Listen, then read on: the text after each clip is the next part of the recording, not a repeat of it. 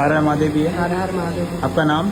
वीरू यादव। आप कहाँ से आए हैं? चायल रामनगर। शाहिद कामनगर से। आपकी मनोकामना पूरी हो गई है? पूरी हो गई। कितने महीने पूरी हुई है? लगभग 3 महीने। 3 महीने पूरी हो गई है। प्रयागराज के इस मंदिर के बारे में क्या बोलना चाहेंगे आप? ये बहुत ही अच्छा मंदिर है। यहाँ पास सारी मनोकामना पूरी होती है। मेरी हुई है। मैं आया हूँ ताला खोलने। ताला बांधते समय आपसे कितना रुपए लिया गया था? उससे 101 रुपये लिए। 101 रुपए। ताला खोलते समय आपसे क्या मांगा गया? उससे कुछ नहीं मांगे गए। कुछ नहीं मांगा गया। आप लोगों को और क्या बताना चाहेंगे? आप बिजनेस होता है, धंधा होता है, क्या होता है? ये श्रद्धा की बात है। यहाँ श्रद्धा होती है। यहाँ जिसकी श्रद्धा हो वही आ सकता है। बट ये मंदिर बहुत अच्छी है।